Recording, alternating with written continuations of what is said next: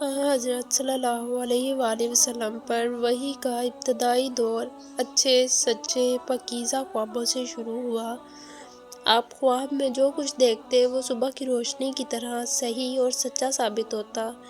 پھر من جانب قدرت آپ تنہائی پسند ہو گئے اور آپ صلی اللہ علیہ وآلہ وسلم نے غار حرا میں خلوت نشینی اختیار فرمائی اور کئی دن اور رات وہاں مسلسل عبادت اور یاد الہی اور ذکر و فکر میں مشغول رہتے۔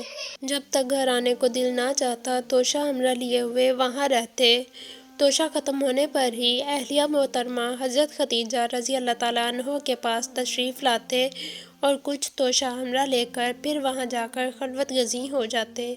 یہی طریقہ جاری رہا یہاں تک کہ آپ پر حق منکشف ہو گیا اور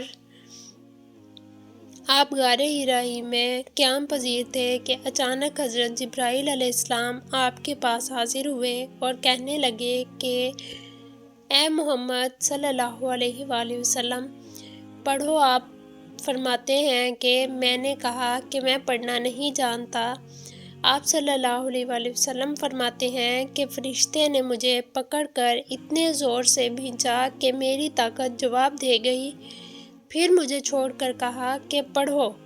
میں نے پھر وہی جواب دیا کہ میں پڑھا ہوا نہیں ہوں۔ اس فرشتے نے مجھ کو نہایت ہی زور سے بھینچا کہ مجھ کو سخت تکلیف محسوس ہوئی۔ پھر اس نے کہا کہ پڑھ۔ میں نے کہا کہ میں پڑھا ہوا نہیں ہوں۔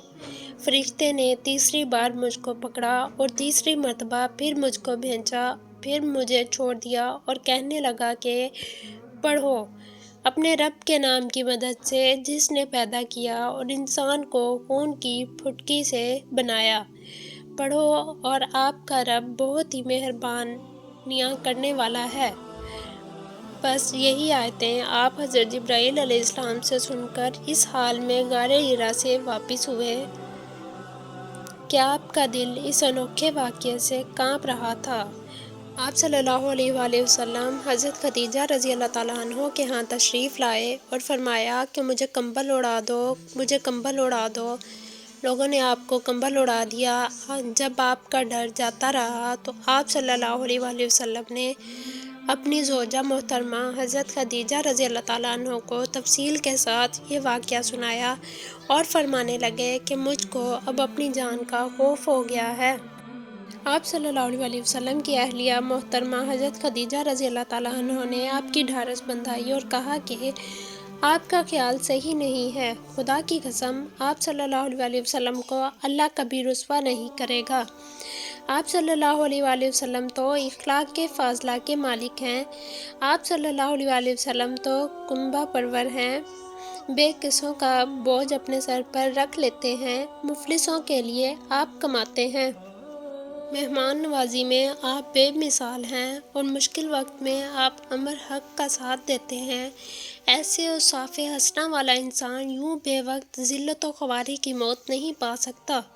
پھر مزید تسلی کے لیے حضرت خدیجہ رضی اللہ تعالیٰ عنہ آپ علیہ السلام کو ورقہ بن نوفل کے پاس لے گئیں جو ان کے چچا زاد بھائی تھے اور زمانہ جاہلیت میں نصرانی مذہب اختیار کر چکے تھے اور عبرانی زبان کے کاتب تھے، چنانچہ انجیل کو بھی حسب منشاء خداوندی عبرانی زبان میں لکھا کرتے تھے۔ یاد رہے کہ انجیل سریانی زبان میں نازل ہوئی تھی، پھر اس کا ترجمہ عبرانی زبان میں ہوا۔ ورقہ اس کو لکھتے تھے، وہ بہت بوڑھے ہو گئے تھے، یہاں تک کہ ان کی بینائی بھی رخصت ہو چکی تھی۔ حضرت خدیجہ رضی اللہ تعالیٰ عنہ نے ان کے سامنے آپ کے حالات بیان کیے اور کہا کہ اے چچا زاد بھائی، اپنے بھتیجے محمد صلی اللہ علیہ وآلہ وسلم کی زبانی ذرا ان کی کیفیت سن لیجیے۔ وہ بولے کہ بھتیجے آپ نے جو کچھ دیکھا ہے اس کی تفصیل سناؤ۔ چنانچہ آپ صلی اللہ علیہ وآلہ وسلم نے از اول تا آخر پورا واقعہ سنا دیا۔ اسے سن کر ورقہ بے اختیار ہو کر بول اٹھے کہ یہ تو وہی ناموس معزز رازدان فرشتہ ہے جسے اللہ نے حضرت موسیٰ علیہ السلام پر وحی دے کر بھیجا تھا۔ کاش میں آپ کے اس عہد نبوت کے شروع ہونے پر جوان عمر ہوتا، کاش میں اس وقت تک زندہ رہتا جب کہ آپ کی قوم آپ کو اس شہر سے نکال دے گی۔ رسول اکرم صلی اللہ علیہ وآلہ وسلم نے یہ سن کر تعجب سے پوچھا کہ کیا وہ لوگ مجھ کو نکال دیں گے، حالانکہ میں تو ان میں صادق و امین و مقبول ہوں۔ ورقہ بولا، ہاں یہ سب کچھ سچ ہے، مگر جو شخص بھی آپ کی طرح امر حق لے کر آیا، لوگ اس کے دشمن ہی ہو گئے ہیں۔ اگر مجھے آپ کی نبوت کا وہ زمانہ مل جائے تو میں آپ کی پوری مدد کروں گا۔ مگر ورقہ کچھ دنوں کے بعد انتقال کر گئے، پھر کچھ عرصے تک وحی کی آمد موقوف رہی۔ اگر آپ سب لوگ اس طرح کی مزید اچھی ویڈیوز دیکھنا چاہتے ہیں تو ہمارے چینل کو جلدی سے سبسکرائب کر دیں۔